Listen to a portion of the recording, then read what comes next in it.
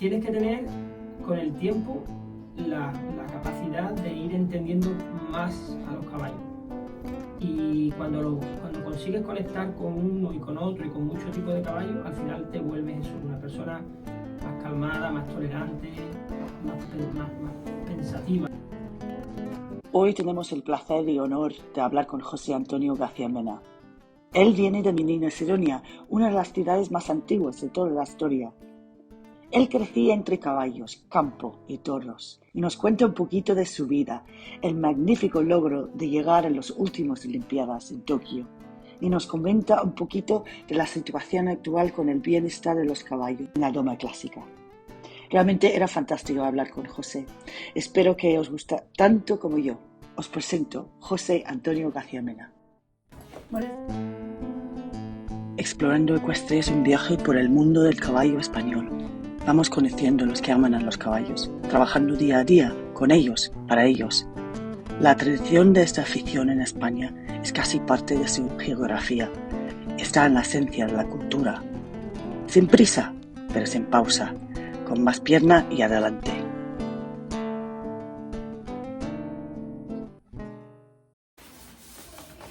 Bueno, buenos días, José. Buenos días. Encantada que estás con nosotros y bueno, esto es Explorando Ecuestre. Estamos en Medina Sidonia, ¿no? Tu casa. Sidonia, sí, aquí nací. Bueno, si podías explicarnos un poquito de dónde vienes y cómo es que estás en la doma clásica, que siempre has montado en la doma clásica o cómo es tu trayectoria. Pues yo nazco aquí en la finca en Los Alburejos, que es una finca que siempre fue de la familia Domecq. Sí. Mis padres trabajaron allí durante toda la vida, hasta que se jubiló mi padre. Y cuando yo nací ahí, ellos ya trabajaban en la finca. Sí. Y entonces, claro, pues en esa finca solo había caballos, toros. Entonces, desde que nací, siempre tuve contacto con estos animales. Entonces, pues de ahí nace que me venga, supongo, la afición por los caballos, por el contacto diario que tenía desde muy pequeñito con ellos. Y gracias a esa familia, la familia Domecq, pues tengo acceso a los caballos, tengo acceso a la preparación, a los entrenamientos y sobre todo a montar y tener siempre la sensación de ir poco a poco también evolucionando con los caballos, ¿no? Sí. Y de ahí nace todo. De ahí fue que, bueno, primero también, como es una finca también dedicada a la ganadería de toros bravos, pues cuando tienes que hacer faenas en el campo, desde pequeñito ya me montaba con ellos y me iba al campo, a los toros, a las vacas, todo lo que es la faena del campo, ¿no? Entonces al principio pues lo que básicamente montaba más eran caballos de campo, caballos de vaquera. Sí, sí. Y entre las faenas del campo, pues la cosa y derribo, apartar el ganado del campo, lo que es la faena del campo trasladada a la pista, la doma vaquera. Sí. Y de ahí también, pues como Álvaro Domecq, pues fue quien fundó la Real Escuela en Jerez, pues siempre había caballos de alta escuela en la finca. Entonces, pues desde pequeñito empecé con ponis, unos ponis muy pequeñitos que había, unos duelt. Con eso empecé a montar y después ya pues empecé con caballos más adultos, ¿no? Y toda esa información que yo iba captando de los caballos era precisamente de este tipo de caballos que había ahí en la ganadería, en la finca. Y cuando ya me empiezo a fijar un poco más en la doma clásica, fue como teniendo como 16, 17, ya empiezo a seguir mucho lo que ocurre en la competición y empiezo a preocuparme de ver lo que hacen los jinetes profesionales, lo que ocurre fuera y todo eso. Sí, sí. Y de ahí, pues, por el contacto de Álvaro Domecq con Rafael Soto, que fue de los primeros profesores que yo tuve, que me enfocaban un poco más hacia la doma clásica, pues Rafael Soto venía mucho aquí a Los Alburejos por la amistad y por el contacto con don Álvaro, y él fue quien empieza a darme las primeras clases con algún caballo en casa de Álvaro desde joven. Y ahí empezó y ya después de ahí pues la Federación Española año, siendo yo todavía joven jinete, me manda a hacer una prueba internacional a Francia, y esos resultados hacen que me convoquen para el Campeonato de Europa de jóvenes jinetes, que fue en Alemania. Ahí corrí el primer Campeonato de Europa con 20 años, siendo joven jinete, que me da la oportunidad para ir testando, digamos, la dificultad de la disciplina. El primer contacto de la federación hace que podamos entrenar y tengamos acceso al entrenador nacional que había en aquel entonces, te hablo del año 2001, 2002, que era Jan Bebelmans. De ahí que la federación luego me manda a Alemania, a su casa, junto con otros jinetes, a una concentración, y estamos allí 2 o 3 meses en verano. Qué bueno. En Alemania, sí. Sigues captando información, ves gente entrenar, montar allí, competiciones fuera, y todo eso pues te va enriqueciendo, tengas cada vez más información, Sí. y que te vayas desarrollando como jinete. Entonces, Y de ahí... esto tiene que ser impactante para una persona. 20 años están concursando como joven jinete, es fantástico, ¿no? Imagínate, desde entonces para acá han pasado muchas cosas, pero cuando la primera vez que voy a competir fuera, que eso fue en el año 2001, pues sí, fue muy... Y ahí ya tú captas y sientes que tienes una responsabilidad, y entonces pues todo eso lo tienes que ir digiriendo, ¿no? Antes de salir a pista, cuando estás en pista, ¿cómo canalizas los nervios, la energía, adrenalina? No sé, ¿cómo lo llevas? ¿Cómo manejas eso? ¿Tienes un sistema? No sé, ¿tienes...? No, es verdad que al principio, en las primeras veces, no lo pasas bien. O sea, pues llega el momento y, como te digo, es una responsabilidad, tienes que estar ahí delante de los jueces y sientes que no estás montando realmente. Las primeras veces no montas como lo haces normalmente o como debes, no piensas tanto y no intervienes como tienes que intervenir, como luego o más tarde con el paso de los años sí consigues hacer. Pero realmente no es que... Es una cosa, yo creo que al final es un proceso.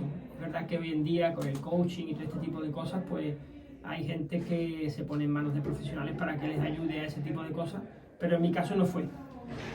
Fue algo más, un poco un proceso natural, que con el tiempo, con el paso de los años, pues vas creando una rutina y conforme vas acumulando cada vez más experiencia, ese tipo de cosas pues las vas pudiendo apartar de lo que tiene que ser realmente entrar a la pista, poder pensar, poder actuar como debes en el momento correcto, para poder optimizar lo más posible lo que va a ser tu puesta en escena.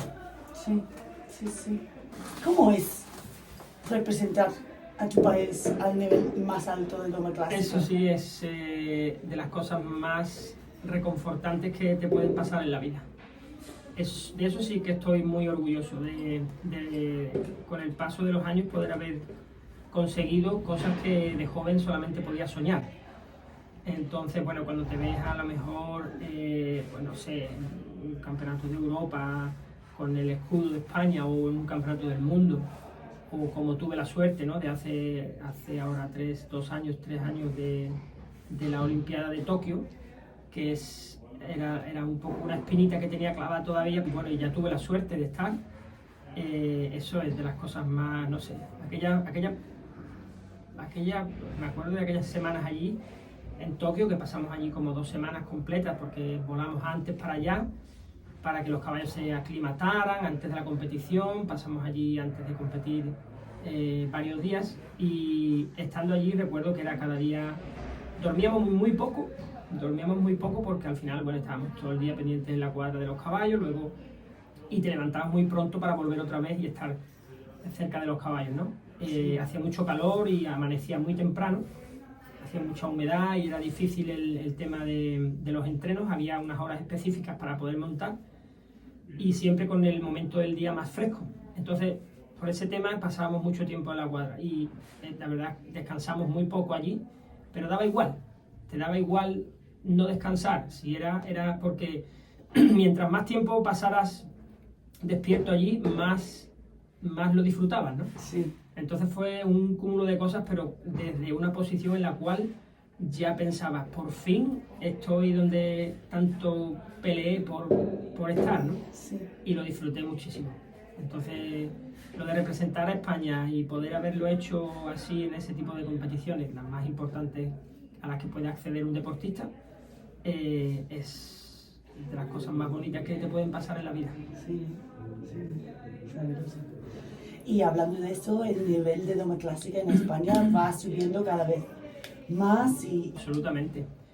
Desde luego, si ahora tengo que comparar, estábamos hablando antes de cuando yo empezaba, hace 20, 23, 24 años, el nivel indudablemente ha subido muchísimo. O sea, yo en aquella época con 20 años, la gente con 20 años hoy está mucho más preparada.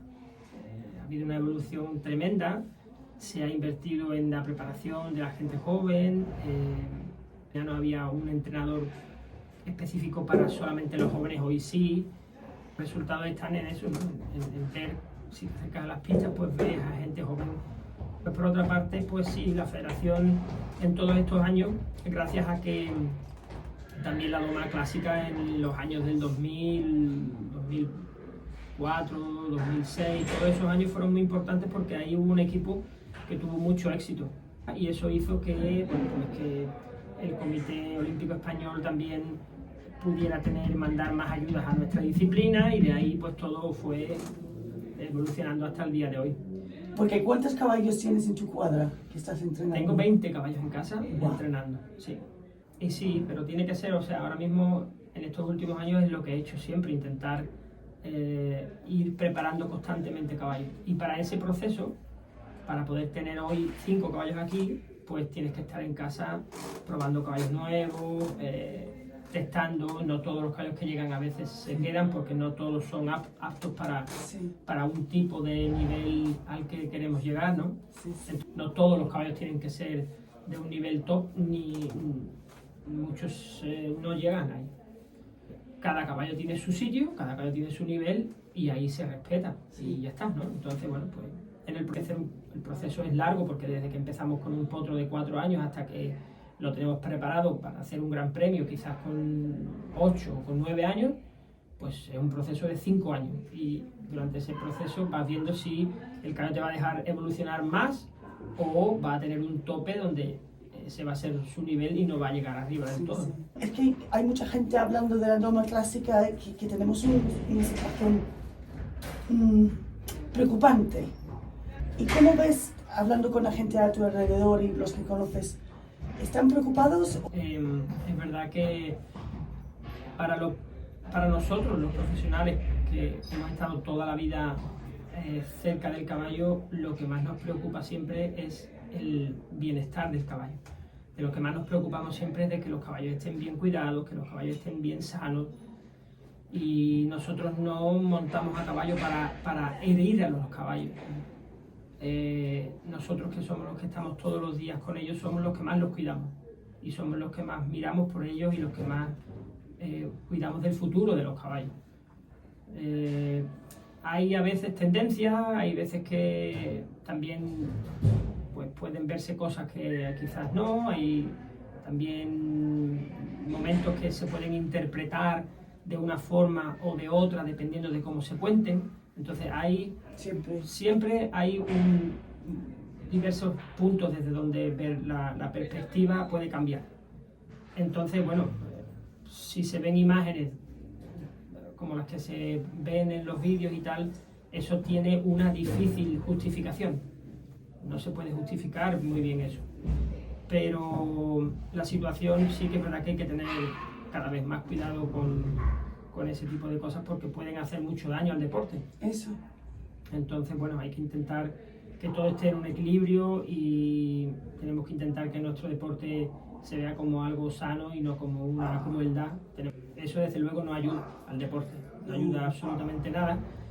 Y tenemos que intentar que el deporte pues sea eso, un deporte, pero muy lejos de la imagen que en un momento dado se pueda dar de un maltrato, porque no es la cosa por ahí. Al final nosotros nos preocupamos de que el caballo sea un atleta y como tal tiene que estar lo más sano posible, lo más saludable posible, y lo que intentamos es que los caballos estén lo mejor cuidados, desde luego. Para este año, pues la idea...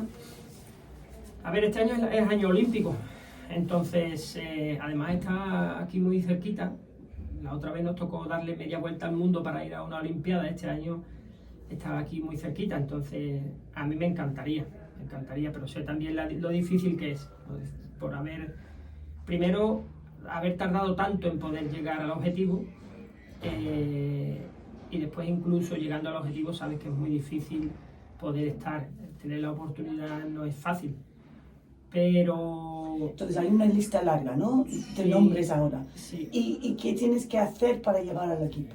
Pues a base de tus propios resultados. En estos meses. Claro. De aquí a la Olimpiada, pues ahora está cada uno por aquí y por allí haciendo CDIs fuera y tal. Después la federación, la primera cita a la que nos obliga es el Campeonato de España, que este año es en Barcelona. Cuando acaba el Campeonato de España, según la clasificación, pues ahí se hace un grupo más reducido, de unos, no sé, supongo como 8, 10 jinetes, 12, no sé.